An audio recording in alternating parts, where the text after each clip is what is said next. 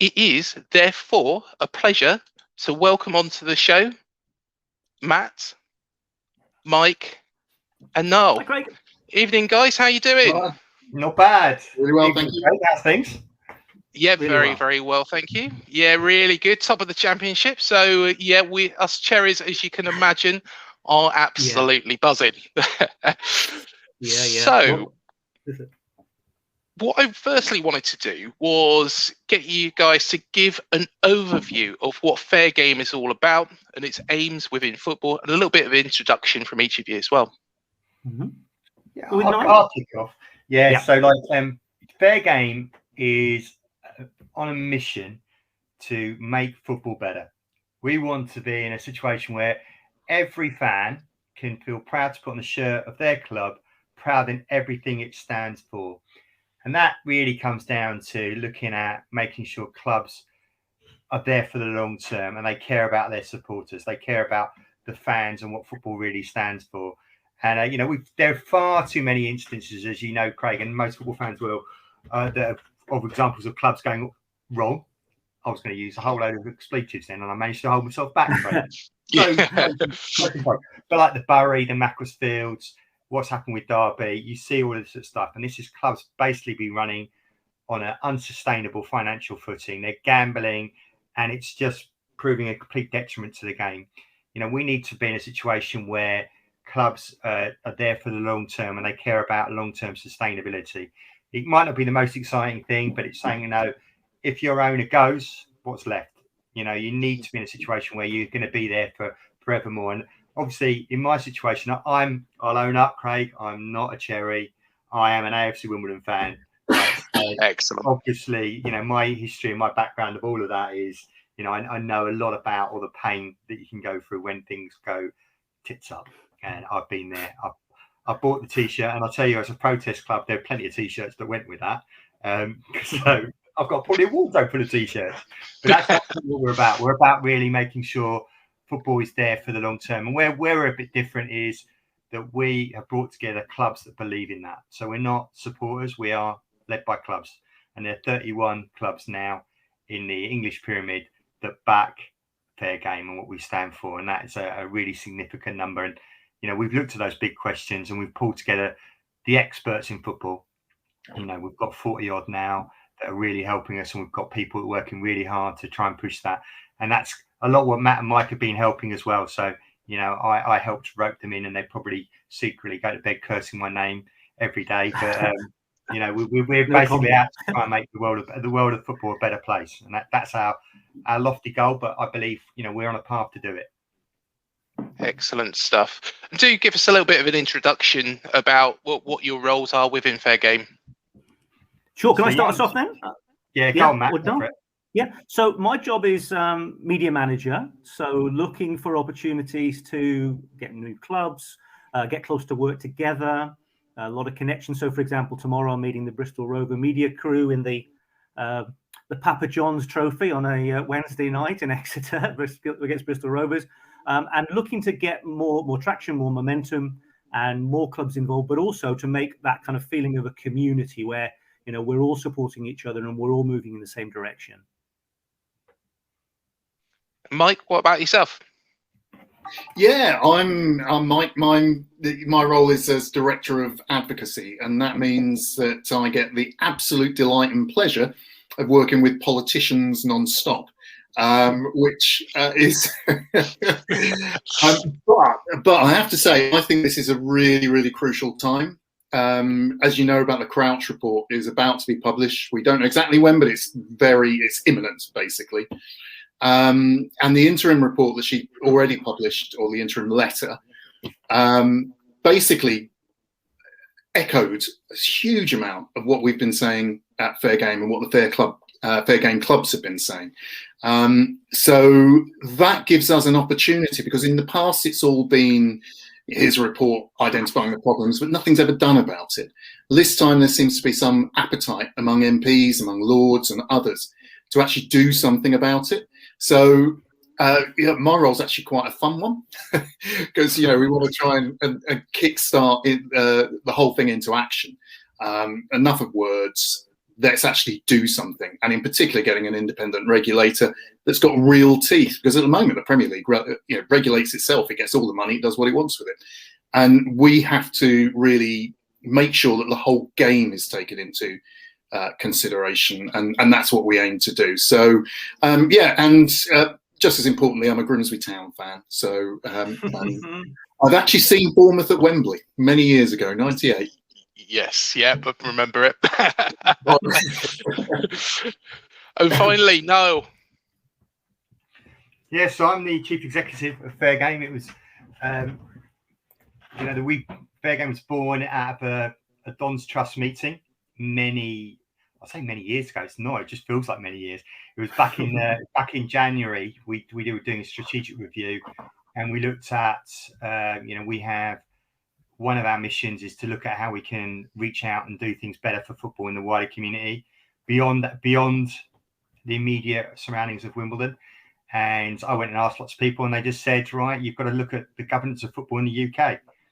That's how it began. I've spoken to a number of people, and then it became really clear that we needed to gather clubs together to try and get a unified voice. And that was the beginning of what has been an amazing journey that we now have around 120 people helping us on a weekly basis, doing all sorts of different roles, all very highly skilled. I'd say, we've tried to grab the best people that we possibly can to do it. And the passion that we've got from the people involved has been phenomenal. I've got to a point now where I'm in a situation where, I can delegate and know that lots of really key roles are getting done by brilliant people. And, that there is such a drive to do it. That just feels brilliant. So, yeah, it was an idea that came out. Somebody just gave me the kind of off the cuff brief to go and do it. I grabbed it, and we are now, 9 months on the cusp of delivering probably the biggest change in football for decades. Which just feels really crazy and strange to say that in 9 months. That's the reality. That's where we are. We're very confident with our manifesto being actually delivered. We worked out really hard to get to that situation, and it's an amazing journey, Craig. But we've grasped it, and like we're saying, there's a lot of energy and a lot of faith in that we're going to do it. Fantastic stuff. And the manifesto will be available to be downloaded in the description below as well. So anybody who does want to read through that, please do. And it's very, very inspiring, and answers a lot of questions. And I'm sure we'll go through quite a bit tonight as well. But of course, there's been very many instances throughout the years across all the leagues, across the entire football pyramid, where clubs have found themselves in trouble financially, ourselves included. Whilst those at the very top just get richer and richer, give us an idea of how much is passed from the big clubs at the very top down through the leagues, and why it's not enough.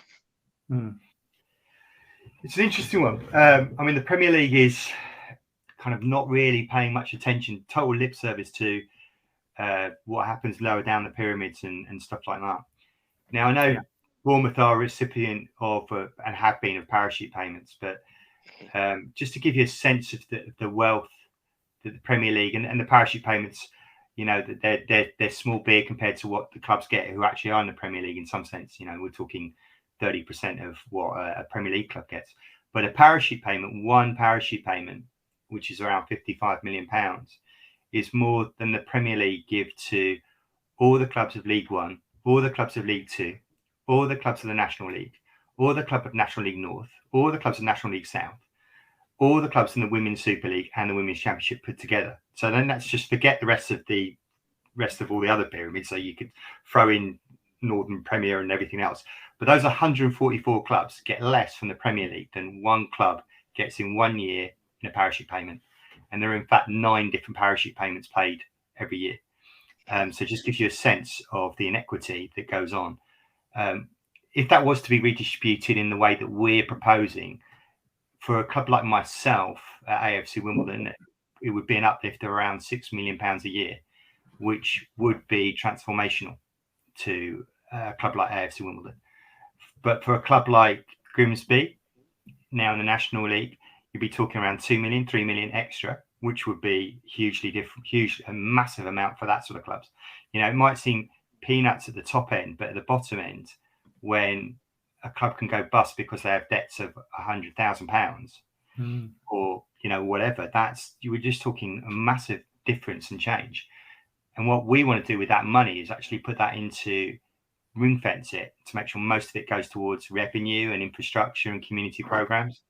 So if you imagine that amount of money suddenly being spent within the surrounds of all of these clubs, it would just be so different. It would make people start respecting football again and not seeing it being as the game that has been, tarnished time and time again by reckless owners. And to say, actually, it is about being part of your community. I'm sure that a Bournemouth fan walking around Bournemouth feeling proud about everything a Bournemouth shirt means. And what I mean by that is that because it's investing in the community, it cares about its local school programs, its community programs, that people go to the ground thinking this is part of, it's an actual complete heart of Bournemouth. That's where you want to get to. And that's the same story that I'm talking about there for Bournemouth is what Mike would like to see in Grimsby. It's what I want to see in Wimbledon. It's what Matt wants to see in the various clubs that Matt bothers to support at the moment. Exeter at the moment, that's so cruel, isn't it? He's a Villa fan by history, but an Exeter fan by location. So that's basically where you'd love to see the same happen there. That's where we need to get to, and it would just be so different. And that's how much money that we're talking about that knocks around in the Premier League. It could just be so different. And we're not talking about shaving off huge amounts in the Premier League. You're talking tiny fractions of what they earn that would just change the game dramatically. And it's about time that we're able to take more than just the occasional crumb being tossed at us from that top table. Say, for example, and just to give an idea of, and I'll pick 3 clubs. So the 3 clubs I'll pick is Aston Villa, so a Premier League club, ourselves, so a Championship club with parachute payments, and going down to the other end of the pyramid, let's go for Sutton United. So 3 very different clubs there. What would they expect at the moment, and where do we need to get them to? Do you mean financially or just as in terms of morally? There's 2 big different those. Both. Let's go for both. Well, I'll go with it. Let Matt answer on Aston Villa because he's a Villa fan. Yeah, see, the thing about Villa, which is absolutely shocking, I still can't believe it, I've heard it months ago, is that we've lost something like £500,000 a week for 20 years. So the way financially that we are run is like a third-grade casino, unfortunately. And there's terrible jeopardy in the way that we're behaving. It's interesting you mentioned Sutton as well, though, because they're kind of in the reverse situation. They're a very small club in terms of their fan base, but they're becoming very community-based, and they're building this fan base, partly because the entry to the second division, people want to come and visit the ground and so on. But it really does worry me because I teach at the university, I teach business management, and there's something called trickle-down economics, which I think is an absolute nonsense. People who are in the Premier League do not trickle the money down. Exeter City sold 2 players, Ollie Watkins to Brentford, with a very, very good sell-on clause. We're spending £2.2 million on our training facility soon. But we also sold Ethan Ampadu to Chelsea. We got a £1 million, £1.2 million, and nothing else. Now, we've also built a stand with the Ollie Watkins money, and it just shows how different mentalities at that top table have a massive effect all the way down. Without the way that Brentford behave, we couldn't have got the new stand, we couldn't have bought the new training facility. So, and when you look at someone like Bournemouth, there's the perception that you are very community based. Obviously, there was that issue in 2016 with financial fair play, but there's so much of this gambling mentality that goes on. And the other point I wanted to raise is that one of our policy advisors, Kieran Maguire, when he talks about parachute payments, he calls them a very clumsy solution. And that fits in very well with what Niall's saying, is that there are aspects that you can understand because, you've got players that are in the middle of enormous contracts. Remember Jack Rodwell at Sunderland? Do you remember seeing that on the Netflix film? It's unbelievable. But at the same time, it's a clumsy solution. So there's so much casino mentality going on that people like fair game really need to address. And I think one of the things to emphasize there is it's getting worse. If we look at, I mean, we can all say a lot about Saudi takeover, Newcastle, all of that. But the simple fact is that what that will do is pump more money in at the top level of the Premiership. It will have another competitor club. That will drive the other Premiership clubs to try and compete. There's still the same amount of players. There's still the same amount of trophies. But what will happen is that money will chase those. The prices will go up. And everybody else will then try and get involved because everybody wants that ambition. Everybody has that dream. And that's where it's gone wrong at Wednesday. That's where it's gone wrong at Derby, at Reading. And this is only going to get worse until we put transparency and fairness on the financial side and have some independent regulation of that. I mean, one of the things is, I didn't know this actually until I joined Fair Game. Out of all the clubs in the league, 90-odd clubs in the league, there are 70-odd different accounting systems. You can't compare one with the other.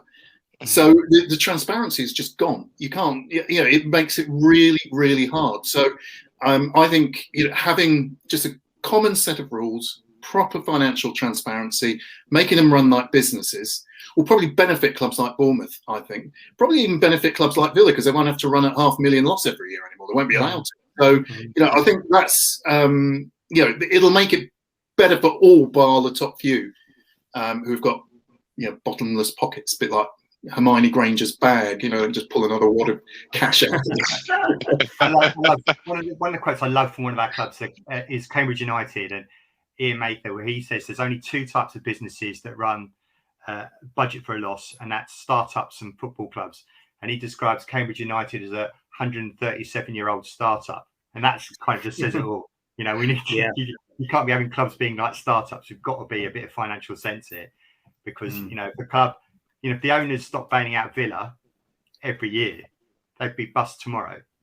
And at one point, owners will walk away, and that's the reality. And then what? And that's the problem. It's the then what, and what is Derby, Sheffield Wednesday. What happened to poor Pompey? How close were Bolton to going? And that was very, very close. And we've lost Bury and Macclesfield. And the fact that when we've got big money coming at the top, the gamblers get bigger, and when the gamblers lose, you're going to start losing clubs. Yeah, most definitely. We've also seen instances where owners of clubs look to rebrand them. This happened at Cardiff, looked to be happening at Hull.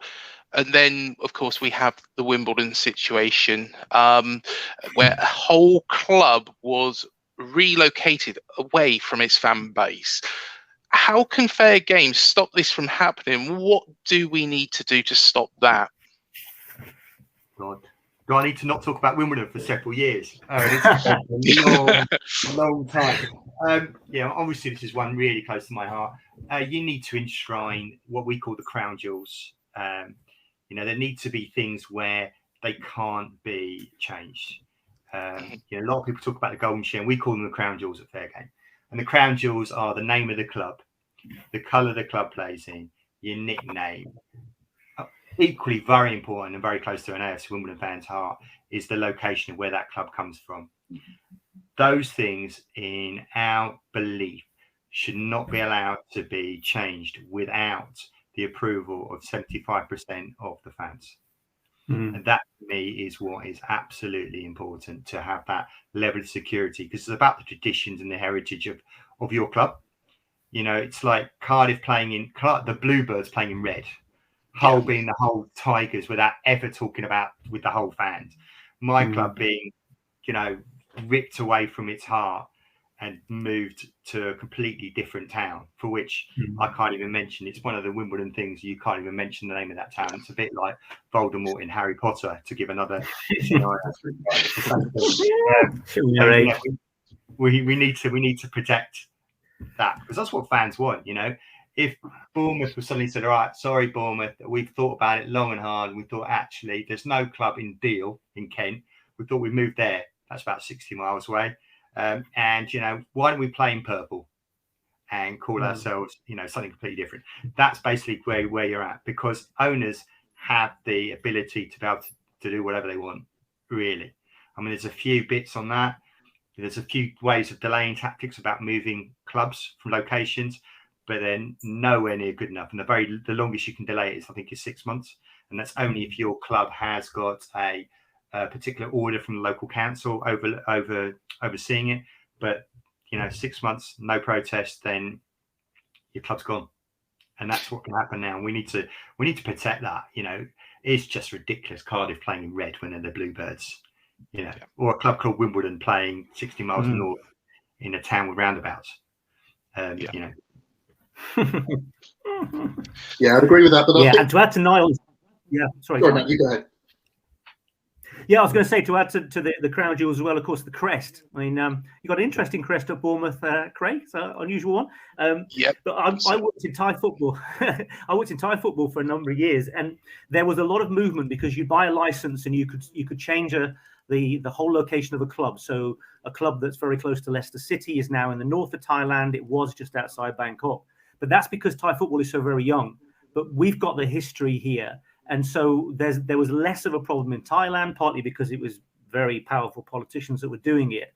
But when you think about ripping that heart out of the community, you only have to remember Thames Valley Royals with Mr. Robert Maxwell, trying to combine teams. We've got a lot more riding on it, and it is about us, and it is about our family, children, and my family supported Villa for 100 years, unfortunately, the family curse. But with that change of location, that there's something about ripping the heart out of not just a club, but I think a community as well. I'd agree with that. And actually, the Grimsby chairman put it really well. He said that he's a custodian for the club, and that the main aim of him as an owner is to pass the club on for the community from which it sprang to the next generation. And I think that's key, and that's what it's got to be about. I would suggest that applies at all levels. I mean, even if you're a United fan or a Chelsea fan or whatever, how happy are you going to be when they start playing showcase matches and then league matches, maybe in Dubai or China or USA, when the global brand becomes almost like a global globetrotters? How much of it is your club anymore? So I don't think it's at every level. I think that the supporters will benefit from this. But I think in terms of the crown jewels, again, the early indications are that there's a good chance that will be something that Tracy Crouch recommends. And if that is the case, then I would urge all Bournemouth fans to get behind this, get in touch with your MP, make sure that they pressure the government to put that in a legislation to make sure that your club is protected. Yeah, that's such a key point Mike makes there, because what Tracy Crouch report will do is it will provide recommendations and a suggestion about what legislation needs to follow. That doesn't mean to say legislation will automatically follow. And that's where we need all fans and all clubs to really rally behind it and push that, because otherwise it just ends up as a dusty little nice pamphlet in the basement of House of Commons. We can't let that happen. So that's where Mike's point is absolutely essential. Anybody who knows an MP that they can tap up on this, they need to get in contact. We're now getting councils becoming fair game councils, passing motions. So if there's any councillors out there, they need to get in contact with us and really make sure this momentum becomes unstoppable, because it's now or never. And I really mean that. If this passes, there's not going to be another opportunity, because the game will have just passed by and fans won't ever get the chance of owning their clubs. Clubs have just become the latest brand of Asda or Walmart, in what's exactly what happened to Wimbledon. And actually, what I wanted to speak to you about, Niall, and it's something close to my heart as well, because I've got maximum respect for what the AFC Wimbledon fans have done, the old Wimbledon fans, when that awful move happened. I remember, and I'm of that age where growing up, I remember Wimbledon climbing through the football pyramid, winning the FA Cup, and then becoming a constant in the top flight. It was a little bit of a David versus Goliath situation at the time, but it was an amazing story. They were a joy to watch and so different to many other sides. And then one day, the entire heart was ripped out of that football club, which did so well. And I wanted to ask you a little bit more about what happened. And I asked that so we can fully understand how we stop this from ever happening again. Yeah, I think there were a lot of myths being aired about at the time about where football was and what what was kind of going on.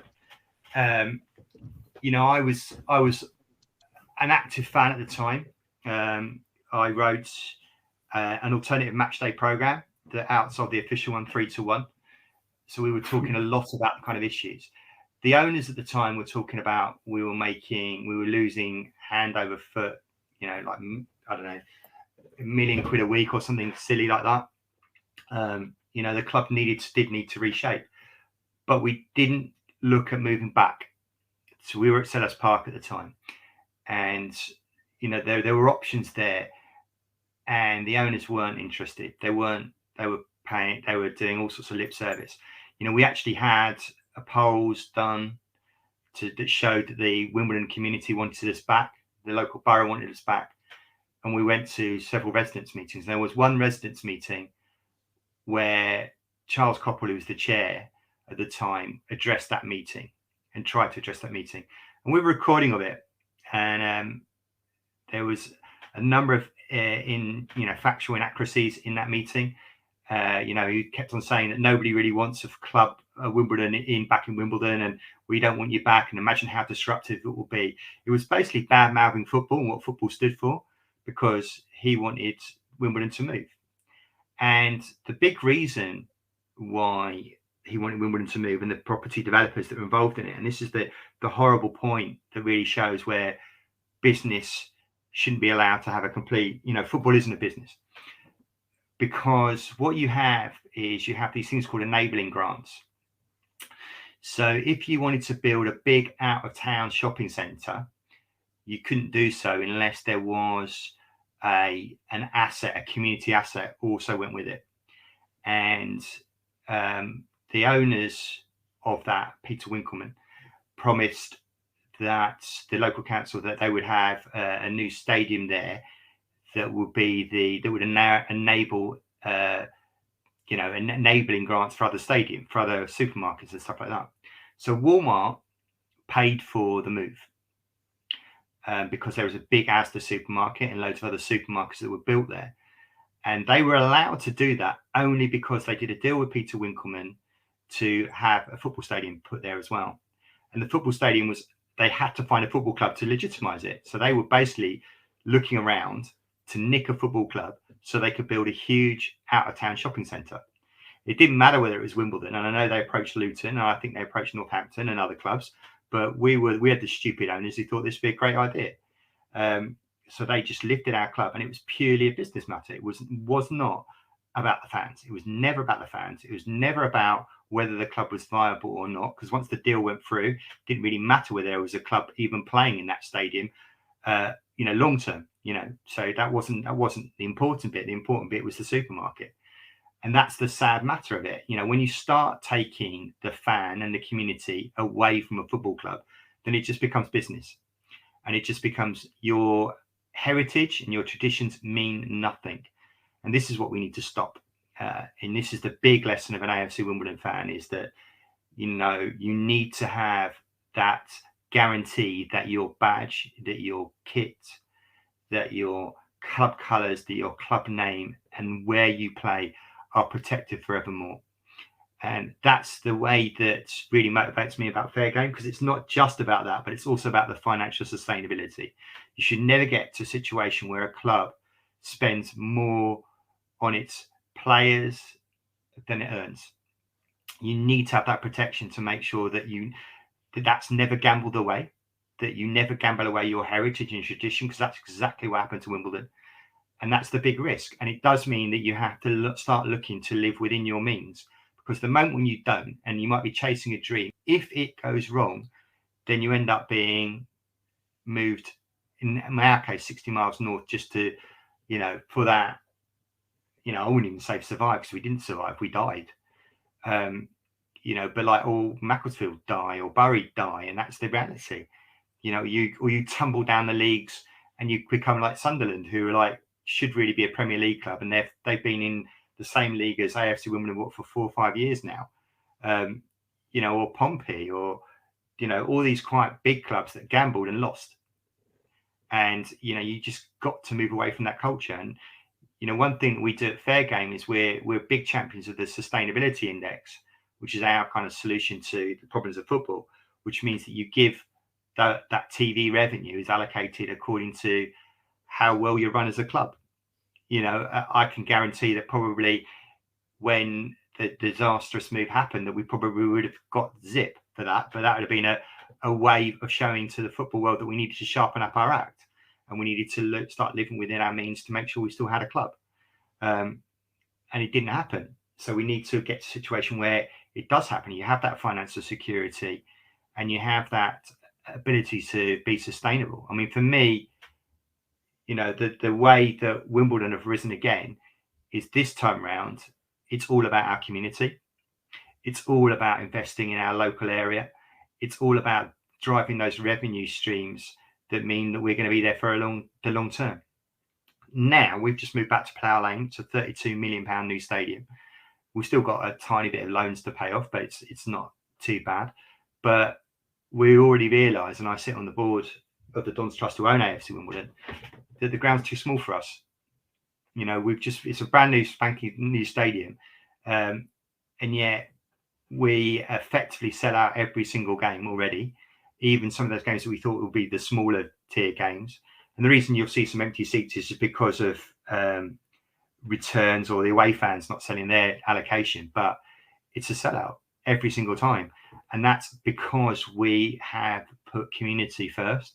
We were a fans-owned club, and that's what we believe in. And that embedded culture means that, you know, we've got potential to go way beyond. And we've also always thought of our fans as not 20 quid in the seat, but as, you know, Jane Smith, who happens to be a PR expert, or a person who can do a turnstile, or in our cases, we've had stadium designers and we've had accountants. And that's how we look at it. We use that skill set to grow our club, because these are people who care about our club. And that's more and more about how you embed football within your community. You look at those fans and go, right, well, here's our future. Here's the people that can make a difference to our club. And I'm not just a customer. You know, I've been to some England games and I've been to some other football stadiums, and I felt like a customer. I felt like here I am in a glorified cinema. I don't want to be in a glorified cinema. I want to feel part of a community, a part of something bigger than that. You know, if I wanted to be going to a cinema or whatever, watching that, I'd probably go for somewhere quite warm and not on a cold Friday night in, I don't know, the many of the wonderful locations I get to go to as a Wimbledon fan. You know, why would I want to do that if I've got a club that just sees me as a cash and not as Niall Cooper, in my case, board member of the Dons Trust, trying to make a difference in the game of football.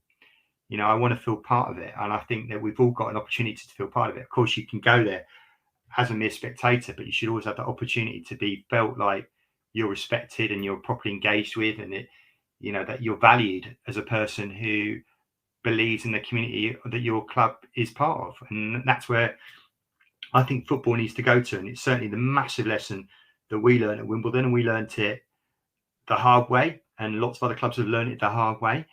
And I don't want any more clubs to be learning it the hard way. I want it to be embedded within football culture that that's where football is. You know, football is about heritage, the traditions, the community, and being sustainable, and not just gambling it and pissing it away recklessly, as we've seen far too many times by bad owners. I don't want to have bad owners anymore. You know, it's a painful experience. You know, we've managed to come back up. We've battled really hard, and it's been a tough journey. But we're stronger now as a community club, and I'd want every club to have that same sense. You know, I go into a ground now, and I maybe knew 2 or 3 people next to me, and that was it at Sellers Park. And now at the new Plough Lane, you know, I'll walk down and I must get, you know, my kids get bored to tears because I get stopped by loads and loads of people who are all just saying, you know, how you doing, how's things, you know, what's happening here, you know, all that sort of stuff. And it's because we're all part of that same community. we're all there because we believe in the club, and that's what I'd want to experience. Every club to have that same experience, because it's such a different way of feeling football, and that's the way football should be, and that's the way football can be, and that's what I want, and that's the big learning I've had on the journey that we've been through. So it's been painful at times, but at the same times, I still love the fact that there were fans standing on straw bales at our first game around a roped off park. That's where AFC Wimbledon started, and now we're in the same division as Ipswich, Sunderland, and Portsmouth. We've come back up from the 9th level of football, something like that, lower than that, and it's been an amazing journey. And it's been an outstanding story, and one that I followed from the days when Wimbledon, the old Wimbledon, were, and I'll use this word, they were murdered by the owners at the time, by Winkleman, and Cobble before that as well. And it's great to see Wimbledon back where they belong, and doing so well, and back at Plough Lane as well, which a lot of people said was never possible back then. Yeah, it was a pipe dream, and it's the first time I walked into Plough Lane, which is just earlier this year, because obviously the whole pandemic wiped it all out. It's I've got goosebumps coming up on me now. It's ridiculous. But like when you look at a stadium and you go, that blade of grass, that was the fans that built that. That brick, that seat, every single part of that has been the blood, sweat, and tears of Wimbledon fans on our hard journey back. But it's all ours. Doesn't belong to some owner that could just rip it away. It's ours. It's our ground. All of us can sit around, and we have there's a unique pride in that. Literally, you just walk up that stadium, you walk down that road, and you go, this is us. And that's just, God, it's an unbelievable experience. It's so emotional when you walk in and you see it and you feel it. Especially the very first time, it was just like, I was there with a group of 10 of us that were coming in for a meeting on the heritage of Wimbledon, actually. And all of us were in tears. Just walk into that stadium for the first time and just think of the journey that we've been, and the heartache and the struggle and the strife. Particularly people like, for myself, who was, I was in the room when we chose the name AFC Wimbledon and we filled in the form. I handed the form into the London FA, to say, right, to register as a club for the first time. That, to go from that moment, I remember even the argument about when we were talking about what year should we put as we were formed, and that argument, and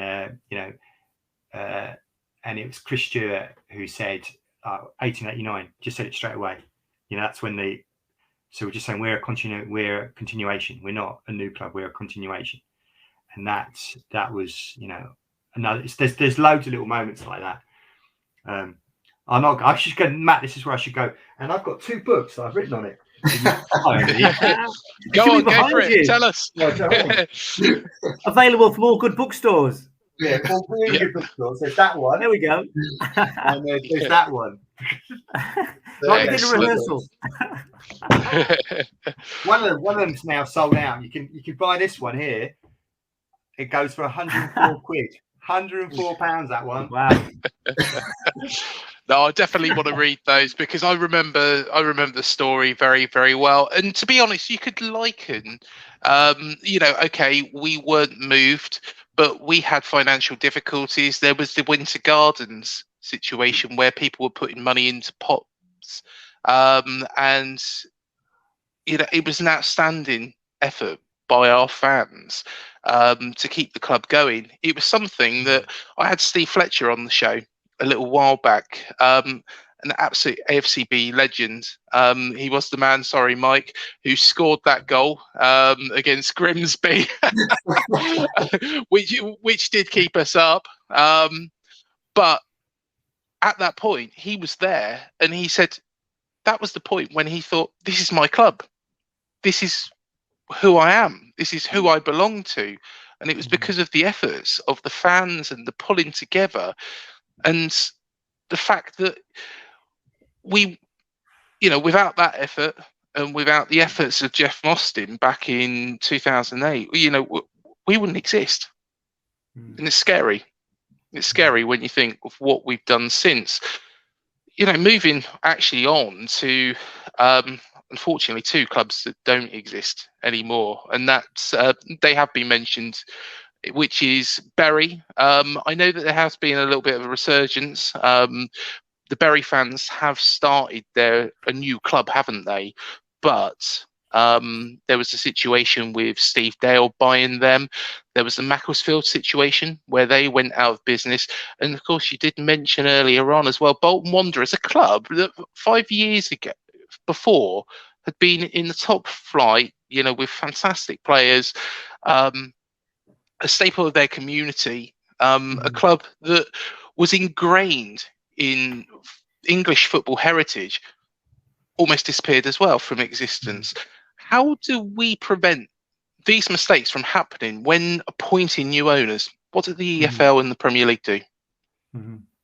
If I could take that one, I'd add another name, a team that I'm going to watch on Saturday, Oldham Athletic. You look at the embargo, the double embargo they had for a while. I know one's been taken away.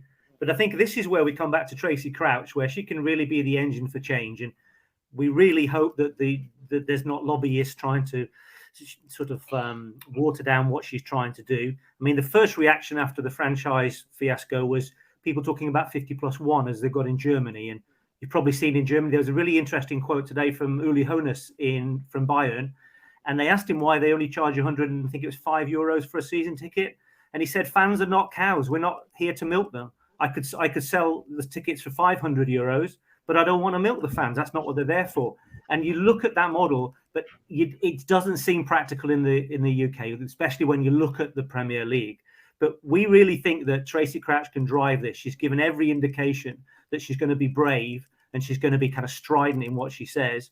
And of course, independent regulation. I know it's something that Gary Neville has talked a lot about on Sky Sport. He's been shot down a few times, but the idea of independent regulation is a very important one. And as we were talking before we went on air, Craig, I support a trust club, Exeter City, and we all feel part of it. I own part of it in that I pay £10 or whatever it is a month, and as a season ticket holder. And you look at what's going on at Bristol Rovers. I was talking to Charlton Athletics yesterday.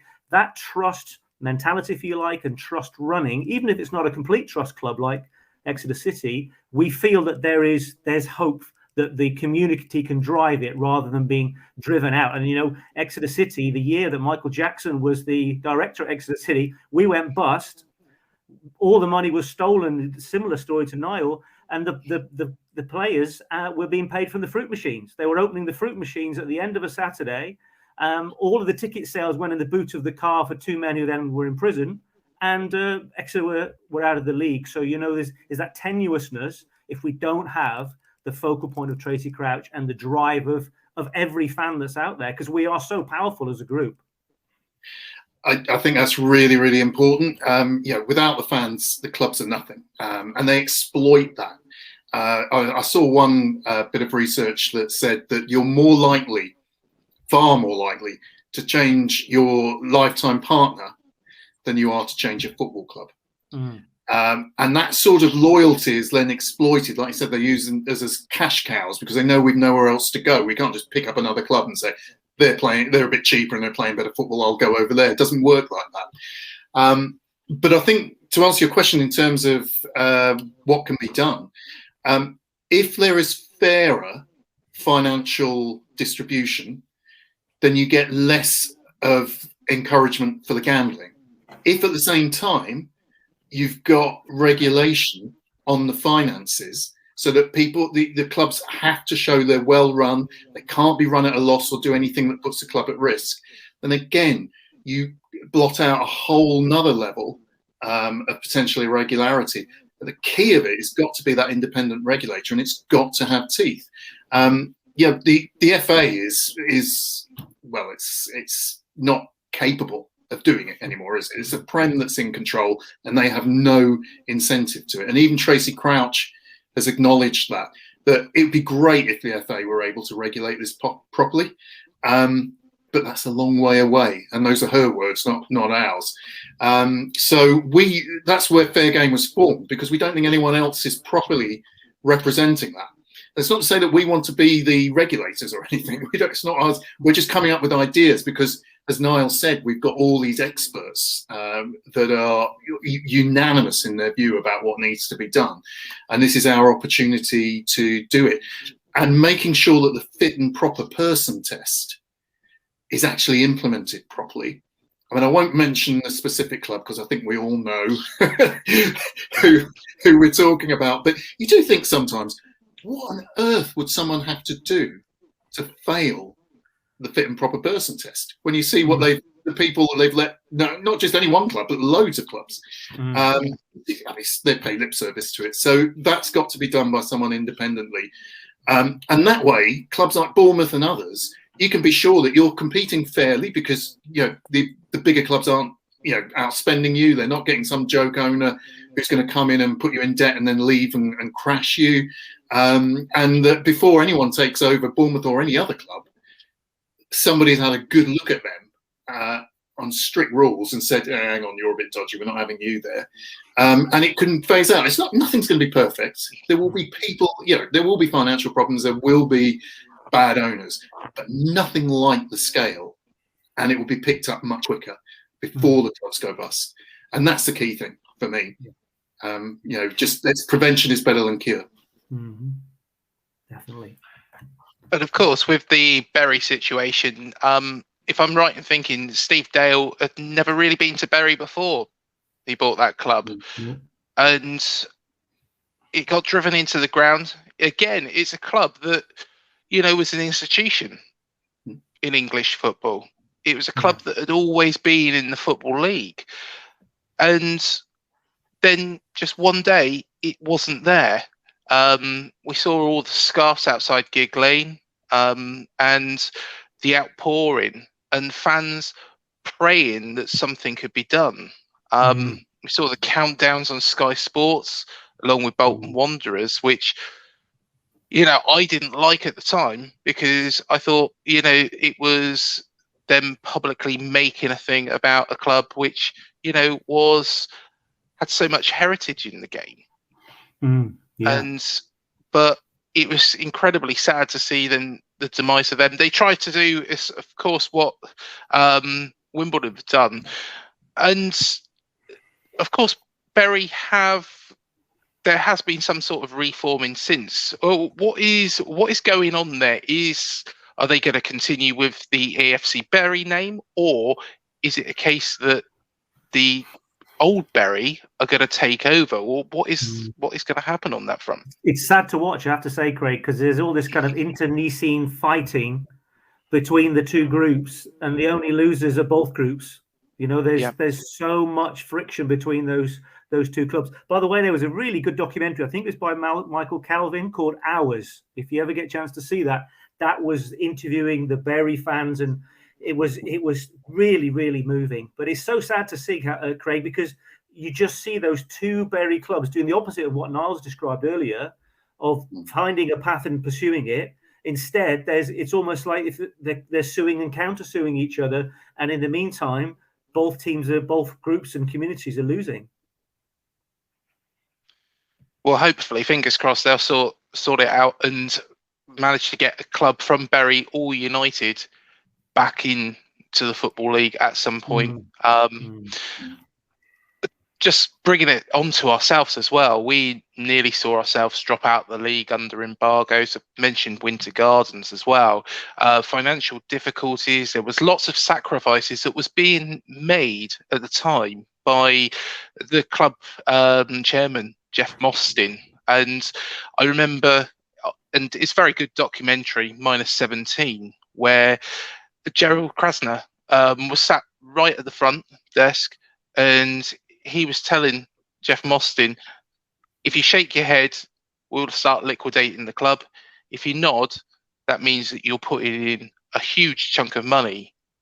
Of course, we started the season on -17 points as well, which made things harder than they already were. Now, this is a big question for me. Should financial mismanagement really result in a points deduction as a club, already in crisis can be plunged further into trouble, and a situation where, it was very much nearly no return. It's really difficult on that, Craig. I think the big thing that fair game is really about is you need to spot these things far, far sooner. It should never, ever come to a point where a club faces point deduction. You need to be in a situation where you have transparency. Mike earlier mentioned about, and it's 77 different forms of accounting in the top 4 divisions. You need to have one. It's really obvious. You need to have instant, very quick, updated financial situations, so that when a club looks like it's getting into problems, that steps can be taken really early on. And we've looked into the FSA, Financial Standards Authority's way of governance on this, and we've also looked at probably the easier way to understand it. It's a bit like Ofsted, right? So if a club is struggling, you put them in special measures. And you need to look at how you stop that happening. No club should ever have got into the financial plights that happened at Bournemouth. You shouldn't have a club like Villa losing $500,000 a week or whatever Matt was saying. It just shouldn't be like that. And the only way to stop that is to have proper, clear, transparent accountability and measures that mean that when a club is financially in trouble, the independent regulator has the ability to step in. You should never have faced a 17-point deduction. That should never have been on the cards. At the moment, what we've got is a situation that is all about stick. And this is where the sustainability index comes different, because it's about carrot. It's about saying, let's reward the clubs that are run well. Let's give the money to the clubs that actually are budgeting correctly, that are pro-financial sustainability. And let's give those clubs that do that the ability to invest in long-term revenue streams that mean that club will definitely be there for the long term. We need to get clubs away from thinking the way to make money is to be good, not the way to make money is to try and avoid being caught. That's where it is. That's where we are at the moment. That's why you have 77 different forms of accounting, because that's 77 different ways of hiding debt, and we need to be looking at ways of making it really clear so that we know where the situation is. Bournemouth, of course, shouldn't have faced a 17 points deduction.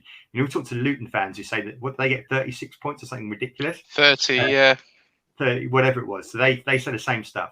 We have the same story from Luton fans, and it just, it's just not, should never, ever, ever be allowed to get to that point.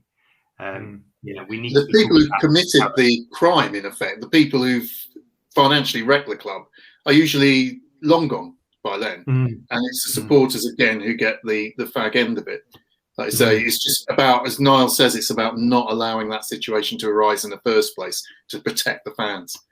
And that's and also, of course, and it's the fans that are being punished. You think about the financial fair play. It was created in 2004. Now, I was living in Thailand at that time. 3 years later, Thaksin Shinawatra, he's on the run from the law. He buys Manchester City. Things get a bit hot for him. He just sells on and moves. In fact, he still hasn't been allowed back in Thailand, but he can just pass that across. Now, for a Manchester City fan, it could have gone the other way. And if there was a points deduction, they would have been the ones to be punished. And this idea of custodianship, it's so important. It's not just a share buyback deal or a leveraged debt buyout as we have at Manchester United, because it's the people in the pub, it's the people in the clubs and the people in the local environment that will think, my goodness, we're 17 points, minus 17 points. And then it has its own it has its own sort of momentum, doesn't it? Because then maybe fans don't go as often, you have less money coming in, you can resource less things, and you get this terminal decline. I wanted to, at this point, bring in 2 clubs in particular in the Championship. And these 2 clubs, one has already got points deduction, one is due a points deduction, and that's Derby and Reading. Now, Derby have been plunged into administration with players not being paid. They've been deducted 12 points. I know that has been appealed by the administrators, and they've overspent over their means for many years.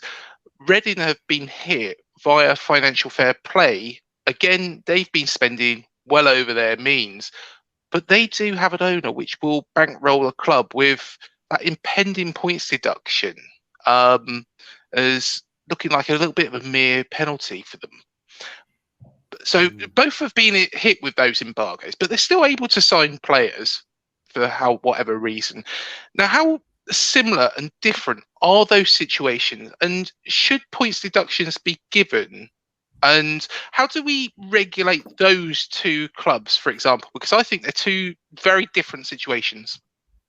Absolutely. I don't think they're that different, because ultimately it's two clubs inspired by gambling. And what I mean by that is they saw the lovely siren call of that beautiful place called the Premier League, and they basically massively overspent, way over what they actually earn, way over what they've got in revenues, way over what they've got in cash reserves, on the hope of getting that one season in the Premier League that then guaranteed those 3 seasons of parachute payments afterwards. And it went wrong. And the problem with that is because when you've got that massive differential, that chasing of that dream becomes unrealistic. And that's when you start seeing the problems. So I think they're really similar. The solution to that, again, goes back to that transparency point and about being really clear about what those issues are and being able to have the ability to step in. And it needs to be real time. The reason why I say that is Bury's accounts looked good, but they were 2 years old. Right. So they weren't real time. So nobody really knew how much that club catastrophically collapsed. And that's the reality that can happen to every single club. So unless you have that reality of really checking on almost a weekly, monthly basis, then you'll never know where you're at. And that's what happened with Derby. That's what's happening with Reading, is there's nobody going in and going, look, hold on, this is just not the way football should be run, and you need to change. And you need to have that ability to stop that. Now, this is where we've gone with it. We've gone with the carrot as a solution, and the stick is the points deduction. And, maybe there is a place for a bit of stick, because you've got to be in a situation of like, how do you stop these people? What are they going to actually listen to? And, our view would be an independent regulator looking at these accounts and saying, right, actually the rules to participate in our league or participate in that suggest that you shouldn't be overspending, whatever like that. For fair game clubs, our remit for a fair game club is don't spend more on players' wages than you earn, which just sounds ridiculous as a kind of, who would do that? But that's what too many football clubs do. And we need to move away from Reading's a good example of it, isn't it? I mean, Reading put out they pay out twice as much on players' wages as they get in. That's before they've spent another penny on anything else. They're already 200% of all their income gone. It's just mortgaging the future. I think it's also an interesting example, because it's not just about greedy or bad people coming in, although we've had far too much of that. But I understand the guy at Reading has put a shed load of money into this, and that he'll probably lose tons and tons of money because he wanted to boost that club. But it's done neither him nor the club any favours. The best of intentions under this system can still lead to clubs crashing. And I think that's really important. There's one other thing I think that's we ought to point out. It's not just the points deduction rule that's unfair. We also ought to look at the paying the rule that football creditors get first dibs on when a club goes bankrupt. So, I mean, Derby County is a classic example. Wayne Rooney is guaranteed his 90 grand a week, whereas all the people in the community who they make the pies, or they brew the beer, or repair the ground, whatever they were doing, get virtually nothing. And again, that's something that is really unfair. It's football looking after itself rather than being embedded in the community, even in the time of crisis. And also, to add to that, is it's creating this arms race of spending, Craig, because I mean, even through a lower level in League Two, there's a certain club who's owned by some very famous Manchester United players. They will pay an awful lot more than anyone else can afford.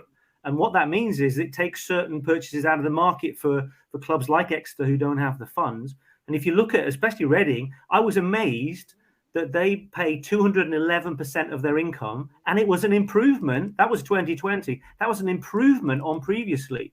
So whether or not somebody puts hundreds of millions of pounds in, they're still causing terrible damage to the game because of this arms race that they're creating. Because it's like house prices. How many times do they go down? How many times are Wayne Rooney's pay going to go down? And if it's not sustainable, it will still be there. It might not be paid by 32 Red, which it currently is, as far as I know. But this is the problem. You create an arms race and you have all of this collateral damage, and that damage is what's going to start happening very, very soon. Yeah, that's the real trickle down, isn't it? It's not the benefit that trickles down. It's the high wages that trickle down. Yeah, absolutely. Playing devil's advocate, though, with regards to the points deduction, and let's take the Derby situation. Can relegation and therefore the value of the club decreasing make that club, say, for example, Derby, easier to sell? I would say no, personally, mainly because of the kind of legacy costs that you've got. Now, if you're sensible as a club, you've got, again, if we come back to Sunderland, that Sunderland Till We Die Netflix was a roadmap of how not to financially plan. Incredible sums of money, people tied into long-term contracts, and who can blame Jack Rodwell for sitting on his sofa and earning huge amounts of money? Although there was obviously terrible damage to Sunderland. But the legacy costs, I think, would start to turn potential buyers away, because they'll have to have these enormous wage costs. And I think that can be a problem if you don't plan ahead, because everyone likes to plan for, as Niall said, going to the promised land of the Premier League. But who wants to plan for failure? And any business needs to plan for failure, don't they? They need to plan for the downside and the upside. But football clubs don't seem to think like that. They seem to think there's only the Premier League, and we will get there at whatever cost it takes. And if not, we'll just sell the club and we'll maybe move on somewhere else or try something else. So I think it will make it harder to sell unless you plan for failure. I think one of the things that's really interesting that we advocate, and it comes from the clubs that we've got, is relegation clauses. In actually having them in every player's contract and having them standardized as much as possible so that every club has that. Because without that, then when a club goes down, then you are instantly saddled with a significant debt that you need to tackle, and that is absolutely essential to bring in, and that would help secure a lot of it and make a club easier to sell. So without that, then you're putting a huge weight around your own shoulders before you've even started, and that's what needs to be removed. And that's something that came out very clearly when we were talking to our clubs about what they wanted and what they were looking at, and that is being realistic to tackle players' wages. It's a huge problem, Premier League to Championship, and it's a club like Watford who have just said that every one of their contracts includes now a 50% relegation clause. You need to be looking at things like that, because that is the way to make sure your club, if the worst, it's like Matt says, that's planning for failure, and you need to be in that situation, because otherwise, there's a bigger failure, and that's not having a club at all. How many clubs would you say have relegation clauses at the moment? I'm guessing here, Craig. I know that some do, and I know that there's been talking about quite a lot of the Premiership clubs do. I know that some of the League One and League Two clubs do, but it needs to become a situation where it's the norm, and that every club has that in, because I can tell you right now that every agent will be negotiating hard for a promotion clause. Yeah. Exactly what I was going to say. Many agents going, right, we've done the promotion clause, and now let's talk about the relegation clause, just in case you that's where you need to be moving towards, that situation where it's considered. That's what football clubs do. I know one of our clubs, Lincoln, is a big advocate of all of this, and they won't talk about it unless that's their red line. They won't sign a player unless their player will sign a relegation clause. And I think and Lincoln are one of the clubs that I would, if you wanted to look at how a club is run well, that's definitely way up there as a really well-run club in terms of how they operate. And, that should be the kind of model that they have, very clear transparency as well. Definitely, and also I'd add Luton in the Championship, another fair game club. That's the only club in the Championship that's got a profit. And it's interesting that that's also an only fair game club. And Plymouth Argyle, it pains me to say it as the other Devon team, but you look at Plymouth Argyle, the way that they always have their accounts on time and earlier than time, that they're always audited. You can see them moving in the right direction on and off the field. So with these clubs, how do we incentivize them? So for being ran well, making sure that they're making profits, how do we incentivize them? Welcome to the Sustainability Index, which There you go. I want it to be the term that every single football fan goes, do you know what? The solution to the football Sustainability Index. And that's what we're about. The Sustainability Index is a way of judging every football club on 4 criteria and coming out with a category score like you would do with a football academy. So clubs become a category 1, category 2, category 3, category 4 club on that index. The index is made up of 4 criteria, one of which is financial sustainability, which largely means, as we said earlier on, don't spend more than you earn. It's a lot more complicated than that, but that's the kind of headline figure.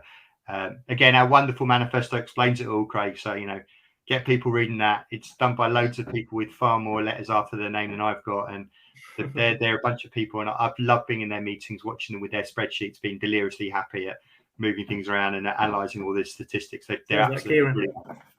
Yeah, it's Kieran among that list. Yeah. So I've watched them. It's a fascination to watch. Then you have equality standards, right?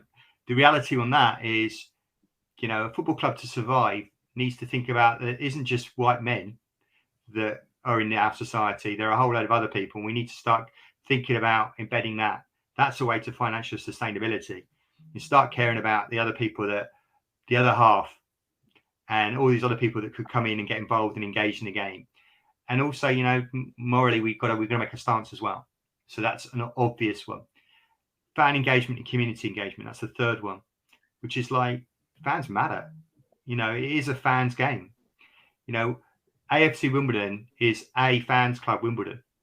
That's what it means. That's what it should be about. It should be about looking at what the future is. And the future is not having £20 on the seat, but having Jane Smith. That's where you're about. And actually Jane Smith loving the atmosphere and the kind of feeling wanted and part of the ground. So Jane Smith brings Amelia Smith and Jolly Smith to the game, and that family grows and so on. And that's about fan and community engagement. That's part of the sustainability index. So, those are really big key elements. And the other one's good governance, which basically means run your club bloody well. Don't have 77 forms of accounting. Have one. Have clear transparency. Look at the kind of future about where we are going in the direction of environmental sustainability. All of that needs to come into it. Actually know what your board is doing. Have your board properly engaged with your support base. Those sort of things. Those 4 criteria, put them all together, gives you 1 score. And that 1 score, that is where your money goes. So your money goes when you redistribute your TV wealth, it goes to the clubs that score highly. So our model says that if you're in category 1, you get 100% of your dividend for what division you're in from that split. Category 2, you get 75%. Category 3, you get 50%. If you're on category 4, like you're a complete muppet of a club, for which unfortunately there are far too many, you get zip. And that's where you need to be at. And we need to look at that's incentivizing. That's saying, right, this is the future of how football can be run. This is making football transparent. This is making football accountable. And this is making football sustainable. And I go back to the point I made at the start, right, which is that is when you get to a point that the fan puts on the shirt in the morning and they're proud of everything that club stands for, safe in the knowledge that that club will be there for the long term. And that's really where we need to get to. Absolutely. One question and one example that I want to give out actually is a conversation I had, and I won't name this club. They have been mentioned on this show. But one club, but one fan of one of the clubs mentioned said that there's no fan engagement from their club anymore. There used to be loads of fan engagement. However, they can't get any feedback. They can't get anything through to the club. Nobody's interested. They're not interested in their supporters' trust. They're not interested in what they're doing. Their former players aren't looked after. They don't support them. They don't. For example, with ourselves, we've got Steve Fletcher. We look after our former players. This club didn't. And however much they stamp their feet, they can't get through. And speaking to that club in particular, and I'm sure there's many more out there as well, what can those fans do of that sort of club to get their point heard? Do you know what? This comes back to Mike's message, which is, there is one chance, and that is this independent regulator and Tracy Crouch's report and review, is looking about reshaping the game. It does mean giving more power to organisations like the Football Supporters Association and more influence for fans. That, though, is at the moment just a report. It isn't legislation. It isn't embedded in the game, and it needs to be. And the only way that it's going to get embedded in the game is if people rally behind organisations like our own, Fair Game, and help motivate and mobilise our politicians to actually deliver a game that we're all proud of. And that's how you can make a big difference. And that's really what we need to do. If fans really want to have a chance to that long-term ability to change the game and make sure it's there for the long term, that's your route. That's your best route at the moment. I mean, obviously, join Supporters Trust, get involved with all of that. But to have proper long-term power, we need to rally behind what Tracy Crouch's report comes in, and we need to make sure that gets onto the statute books. And, during that process, there'll be opportunities to strengthen that and to make it more robust and to make it more fan-centric and to make it sure that, we really have got a game that we're all there for the long term. And that's the route. So, I want Mike's email to be absolutely flooded come Monday morning or whatever with like billions of Bournemouth fans flooding and going, I want to help. I can do this. I know this MP. I know that councillor. I want to get involved with this advocacy, or I want to help Matt with the media, or I want to help Niall with helping raise funds for Fair Game, or all this sort of stuff. We need people to step forward and help, because it is now or never. And, if it doesn't happen, then, frankly, you are just 20 quid in the seat. That's it. You're nothing more. And I think there's real grounds for optimism as well, because obviously the Prem is powerful, money talks, etc. But I can honestly say, out of all the MPs and all the Lords that I've been speaking to, and I've yet to come across one who's opposed. There are some who are not that interested. But there are so many football fans in Parliament, and they all get it. And they, even those who aren't football fans, have football supporters in their constituencies, and they want their votes. So your voice does matter, and there's every chance that the Parliament, both Lords and Commons, are up for some real change this time. But we need to keep the pressure on. The Premier League will want to kick this into the long grass. They'll want to talk about it, have some compromise somewhere. It doesn't really matter, or set up some regulator that doesn't have any power. We've got to make sure that doesn't happen, but we have a chance to make that happen, a genuine one. I'm not just saying that. That is, I genuinely believe that we can do this. Yeah, and Craig, I'd take you back to May 2017. Exeter playing Carlisle, and Jack Stacey scores a 95th minute winner, 6-5. Exeter go to Wembley, and they play Blackpool. So Exeter needed the money, and obviously when they get to the final, it's 50-50 between the two clubs. But the Blackpool fans, because of the appalling ownership of the Oystons, one of whom later ended up in prison, decided to boycott. And while it was the right thing for them to do, it meant that the Blackpool fans suffered, the Exeter fans suffered, both clubs suffered. But what we're proposing is that there's a positive outcome for things. This was a real problem for Exeter. We hadn't sold Ollie Watkins by then. We were having to sell more and more players. it's right that the fans protested, but if we can use the Crouch catalyst, if you like, it doesn't have to be that way, because I met Blackpool fans since then. Chris Hull, who's a nationwide Respect ambassador, is a big Blackpool fan, and they really regret not going, but they still had to do something and felt that was the only way. Well, now there's another way. One thing, because the Crouch report is fantastic, and really hope that we can get this sorted. So for the fairness of the game, for everybody involved, all walks of life within football, what are the hopes and the expectations from Parliament as regards to the report, and what are Fair Game doing to make sure it doesn't gather dust like the 2005 Burns report did? The key thing is for us to get a government commitment to legislation, and for that legislation to go into the next Queen's speech. And we believe that that is realistic. Nothing is certain in this world. You know, we've seen government plans change overnight on a constant basis. So, you know, we can't say anything certain. But it looks like the Tracy Crouch report will be very positive, certainly based on the interim report. And it looks like the government is minded to accept that and to move ahead with legislation on this issue. So we can't be certain. We're only hearing things in the background. If that happens, so the timetable is the report come out in the next week or two. The government will respond by January, and then next May, if the government has responded positively, it'll be in the Queen's speech. So we've got two slots that we really need to pressurise them. The first is to get MPs and Lords that clear message that they and football supporters and communities and the public right across the country want to see action on this. We're fed up with the derbies and the Sheffield Wednesdays and all of the other disasters that we've seen.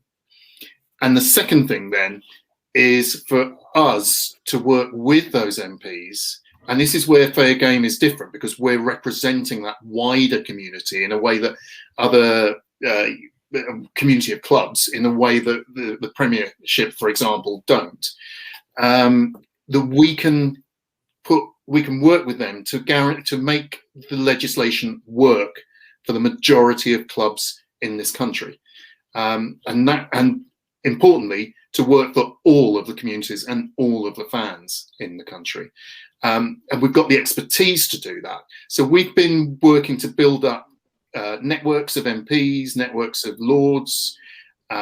We are all ready to go with a whole raft of things like, you know, pressuring on questions and debates and a whole range of other things. I won't give away everything that we're about to do, because we've obviously got to see what's in the report. And, you know, there's one or two things that are more confidential at the moment. But that level of activity and that level of support that we believe we've got in Parliament should enable us to make sure that that legislation is rigorous and delivers what is said in the report. And that's why we believe that this is a bit different to anything that's gone before.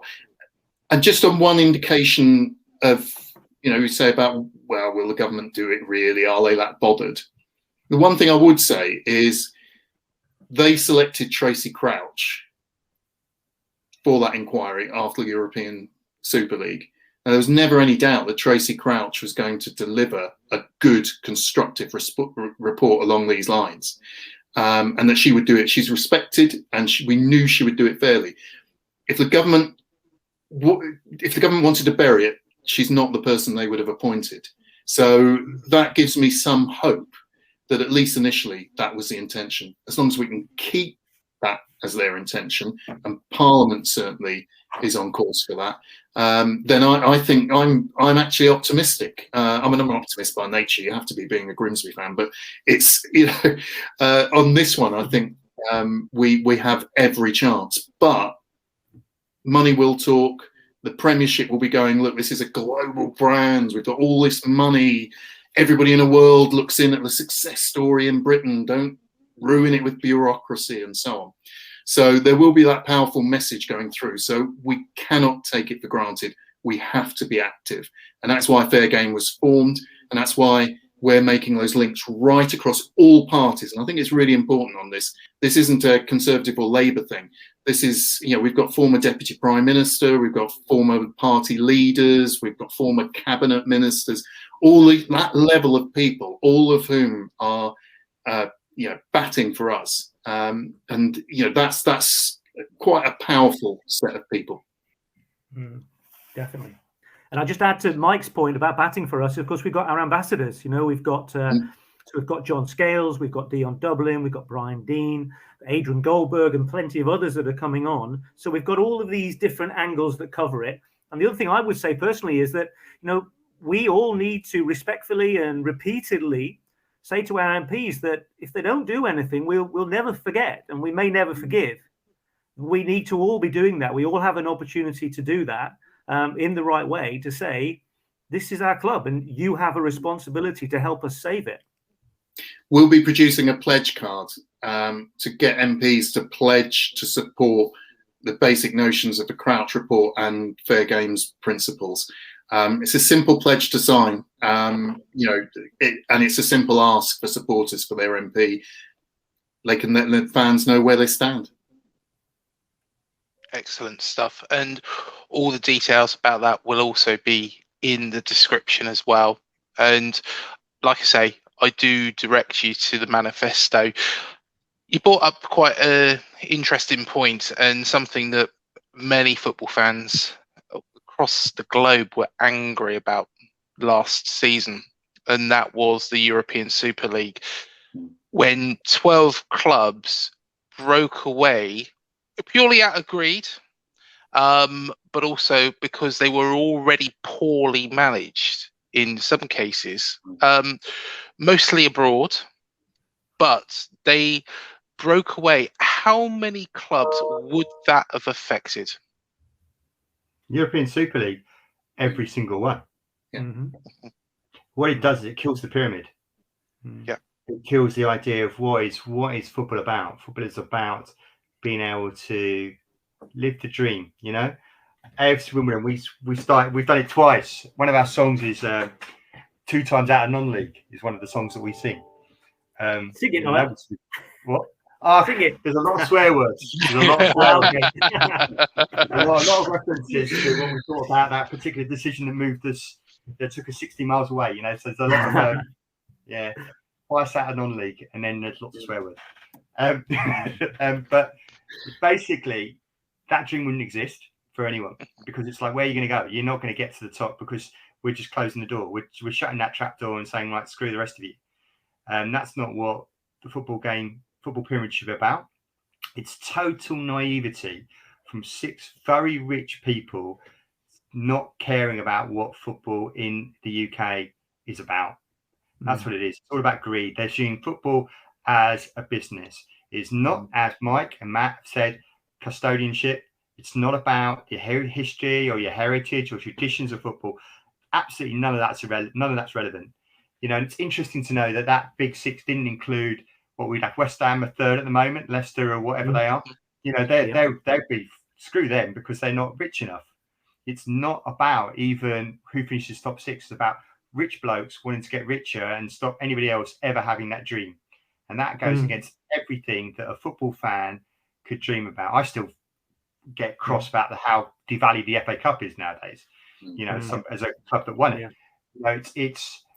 it's an absolute utter arrogance that exists amongst that, and it's that sort of lack of consideration for what a supporter and what a football club means to its community is something that needs to be stopped. That's what the ESL was all about. It was about rich blokes getting richer and being not even remotely connected with how fans and clubs operate.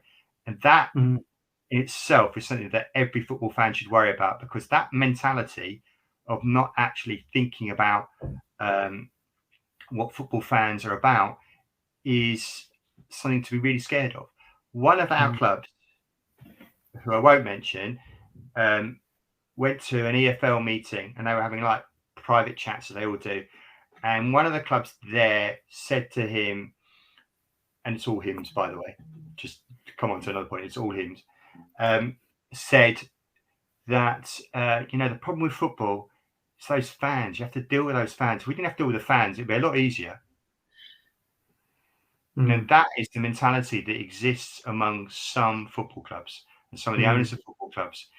If they didn't have to deal with the history and traditions, and it was just business, it'd be a lot easier. And that's what some of them obviously would like to see. Yeah, that's where they're at making money out of the football way it goes. It's a business. It's not about the history of traditions. And reducing risk. I mean, it's interesting you mentioned Leicester, because of course 2016 they elbowed in on the golden top table, and the franchise league decided we don't want that risk. And it's interesting when you look at the American model, that kind of hermetically sealed business in a country where it's supposed to be the land of the free. You can't even market outside your area for your club, and everything is based on all the money coming back in. And there's almost kind of like a communist approach. It's incredible in America. And then they come over to the UK and think, what do you mean we get relegated? Can't get relegated. What do you mean Leicester won the title? They can't win the title. And it's interesting, they use the same marketing company that Theresa May used with her chaotic departure from being leader. So they don't have a lot of brain cells, they have a lot of money. Well, I'd agree wholeheartedly with everything you said there. And I think the other thing is, even from a business point of view, if you ignore all the facts about the community embedment of the clubs in this country, about the importance of fans, and just treat them as customers, what business survives by treating its customers with such contempt? And what business has so little understanding of its fans that it can launch something like the ESL and then be really surprised at the reaction it gets? These are not business geniuses. These are people trying to rig something to make easy money, and they're doing it at our expense. Actually, one point that you made there as well, Noel, was with regards to equality and diversity. These all hymns, these football meetings, and it's something that's very close to my heart as a fan, but also as a person, both within and outside of football. We've had a number of the ladies from Her Game Too that have come on and share their experience. What steps are clubs making to ensure that they are inclusive to all? And what steps are being put in place by the governing bodies to make sure that football is a game for everybody? Yeah, it's a simple answer to that. Not enough, Craig. It's a really simple answer. We speak really closely with Her Game Too. They're one of our great partners and allies, and the stories and the tales that they come back with should be something that every single football fan should be aware of. And the issue I've got is that people and the game doesn't necessarily take it seriously enough, and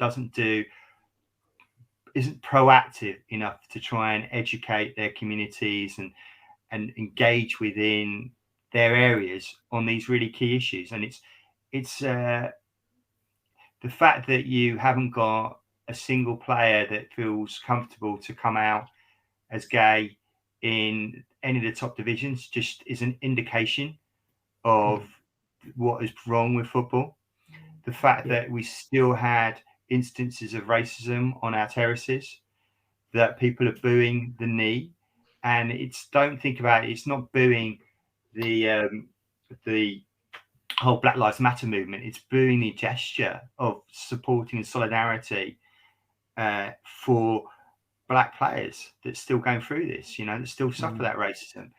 And we've got a long way to go, and we need to wake up and really address that. And we need to, for me, that's another reason why the sustainability index includes that strand on equality standards, because it's fundamental. We need to be leading, and we need to be pushing that. And that's why, when you look at the value-driven clubs that are part of Fair Game, you'll find an awful lot of them are also massive advocates for Her Game Too. Yeah.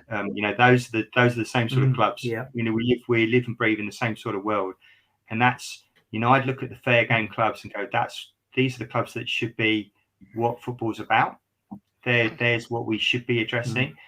let's be really serious about these issues. Let's really promote that. When you see the polls that Her Game 2 were coming out with, and the level of sexism that still exists, I think, can't remember what the figures were, but like a female football fan going to a game, how much, I think it was something like 84% or something like that, experienced sexism of some sort from fellow fans. And it's, that's just not where we should be.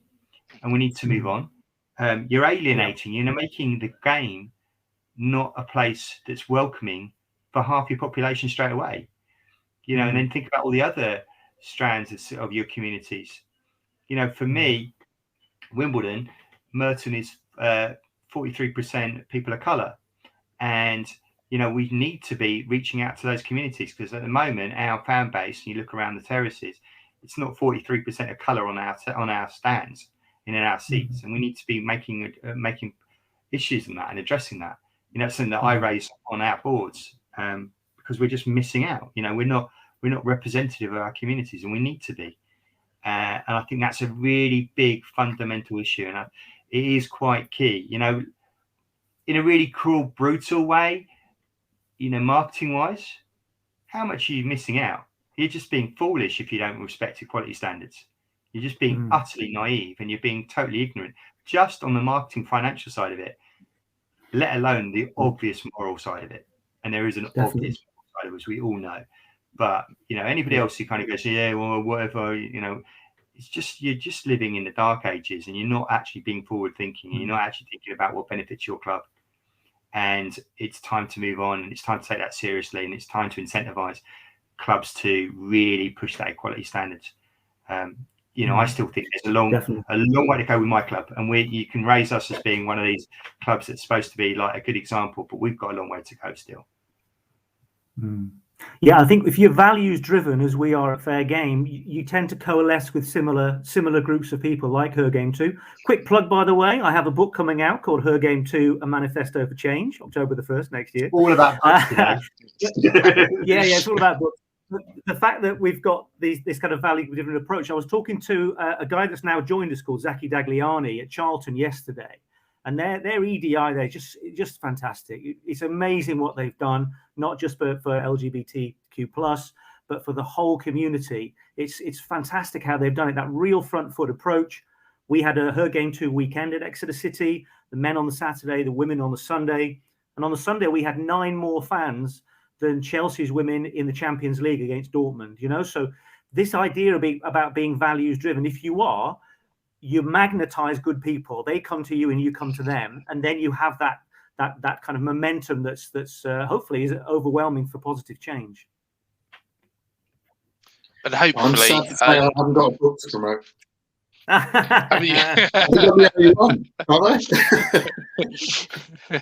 Hey, Mike, there's a manifesto. You can promote that.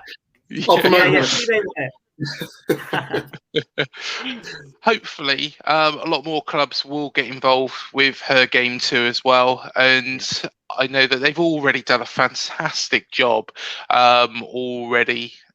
So hopefully, fingers crossed, it will go from strength to strength. But of course, there is so many other areas as well, with sexuality, also race, that need addressing and need resolving, and make sure that football's a game for all.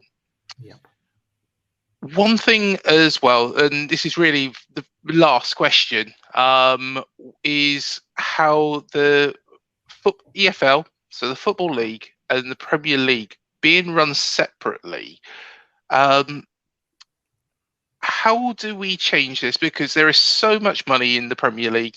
There is that global brand, as everybody's already said, that the Premier League portrays. There is all this money swirling around. There's clubs like Newcastle that have just, all of a sudden become the richest club in the world. How do we stop it being so distant and separate between the EFL and the Premier League? I've got a really good way of describing this, right? The Premier League are masters of being the Premier League, right? What I mean by that is the Premier League is out to protect its brand. So anybody who can possibly undermine the Premier League are like they are brilliant at marketing, they're brilliant at PR, they really know their stuff, and they do all the tricks in the game. But if you look at the Premier League fund, so the possible critics of the Premier League, right? So the biggest funder, the Football Supporters Association, Premier League. Biggest funders of Kick It Out, Premier League. Biggest funders of the League Managers Association, Premier League. You know, it goes on, and you look at some of the kind of reports that are being put out on football. Where does a lot of that funding come from eventually? Premier League. So you're seeing all of this, right? They are controlling the information. They're controlling their critics, potential critics. It's genius, absolute genius. You know, that nobody can actually criticize the Premier League without having a little bit of an eye on the back of their mind about where's that funding coming from. Until you take that funding away and give it to an independent regulator and say the independent regulators choose people in control of that funding. So you basically take the money that the Premier League currently give and distribute out, and you say, right, well, everything that goes out to the Premier League, the independent regulator is responsible for delegating. Then you start getting a proper independent voice, and you start having the Premier League being properly held to account. And it isn't at the moment, from the people that would know the best.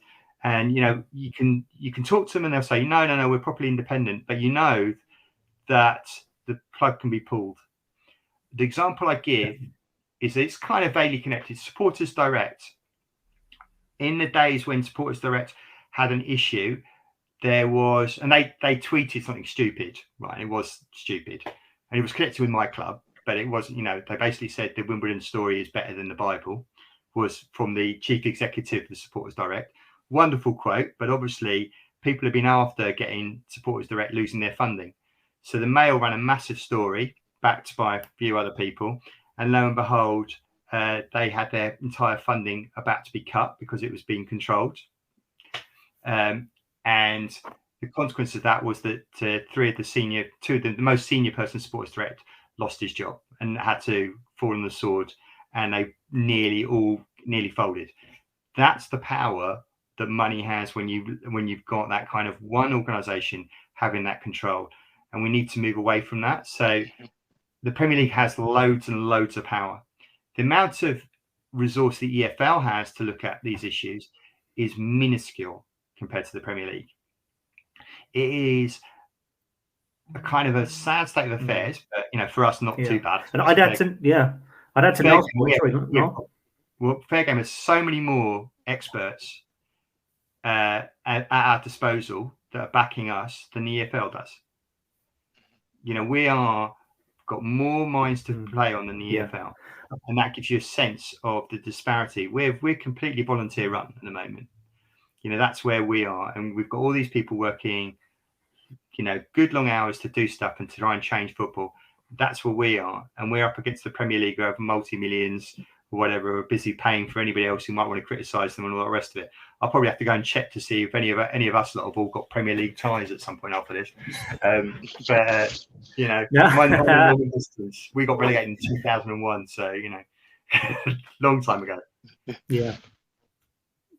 I mean, I'd add to Niall's point, Craig, that it reminds me of UEFA against FIFA. If you see UEFA as being like the Premier League, this hugely moneyed area, and you've got FIFA now that's very jealous of UEFA. They're trying to get the 2-year plan in, the 2-year World Cup. And the only thing that's going to happen there is it's going to damage both brands. It's very interesting as well that we have Luton in the Championship, but all of our clubs are in the Championship below. Her Game 2, they've only got, I think, Stoke City and one other Championship, all the clubs below. So the Premier League is almost like a hermetically sealed area. And if the Football League tries to beat it or ape it, it's only going to damage itself. What the Football League needs to do is just be better, to rise above it and have good, proper, inclusive, open, and fair governance. And that's the way that it can do better, because you're never going to compete with, let's say, a company or even a country. Imagine if a country bought a club. I mean, it sounds ridiculous, but you might even get an oil-rich company buying a Premier League club. It's possible. I think it also answers where that's coming from, Matt. That sounds like fantasy to me. No, but to answer your earlier question, actually, about European Super League and damage it would cause, it's that fragmentation. It's when money takes itself off to a separate place, hermetically seals itself, and tries to dominate the rest of the game to suit their own interests, and that damages the rest of them. The Championship was never in this much trouble back in the days when it was Division 2. I'm really showing my age there. And back in the days when Grimsby were in it, I'm even older. But it was never in that much trouble because it was all one league. And everybody was participating in that same thing. And what you've got now is that divide between the Premier League and the EFL and the EFL and the National League is damaging for football. It's not a unified interest that's looking after the football community as a whole. And the ESL would just be yet another layer that would have actually taken a chunk of that money and interests out of Britain altogether. It's been really, really insightful, actually, with regards to talking to you all about what Fair Game is all about, you know, the fantastic work that you've been doing as well. And thank you so much for sticking up for clubs like mine and clubs further down the pyramid as well. Yes, we might be top of the Championship, but we don't ever want to change from our identity. And we're lucky in a way, because we have a club, and taking back that example, we've got a club that does look after its former players, a club that is inclusive, who do act upon any reports of racism, any abuse, any sexist abuse of any kind. So we are very, very proud of that, and we never want that to change, but we want it to be a fair game for all. And, you know, it's not fair if a club, you know, who are promoted to the Premier League then get all the riches, whilst there's clubs like Macclesfield, like Bury, going out of business. Yeah. So, yeah, thank you from us all. But not a problem at all. And is there anything else that you guys want to cover? But please, you know, open house. No, basically, I think one thing is get hold of Mike, get hold of me, go onto our website, fairgameuk.org. You can find our contact details at the top of the one of the bits down. It's just contact at fairgameuk.org, and you know, get involved. It's your game. We want a fair game. It's really simple, and we need all fans that can lift it and help us to get involved and really make a difference. Because, you know, I go back to that point, fans aren't just 20 quid in the seat. You know, you are there and you can make a difference. And right now we need as many people as possible to do that heavy lifting, to contact their MPs, to contact their councils. You know, if there are any celeb fans out there, anybody who happens to be a multi-millionaire and fancies putting some money into Fair Game to make us, you know, to push us on that extra journey. People are, you know, if there's I don't know, one of your famous fans, don't know who they are, but like, you know, want to come on board, ex-internationals, all of that. We need all of that. We need everything, because we need as much momentum as possible to make a difference. And it's now, it's really now. So get in touch and help us. And then we can together hopefully make a game that we can all be proud of. Excellent. Well, thank you so much, guys. And of course, Matt, we will be having a interview with yourself once that book comes out as well, won't we? Yes, good. Absolutely, Craig. Yep, next October, just before the Qatar World Cup, a nice little counterpoint to them pretending to respect women for 4 weeks in a year. Excellent. Well, thank you so much, guys. And, you know, it's been an absolute pleasure. Cheers, Craig. Cheers, Craig. Thanks a lot. Bye-bye. And thank you, everybody, for joining me on this special show. Please do remember to hit the like, the subscribe, and the bell button below to be alerted to any new videos we do here on Up the Cherries in all departments.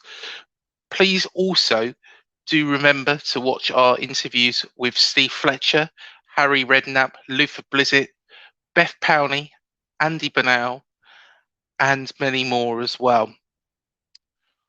Also, I do have a very special interview coming up.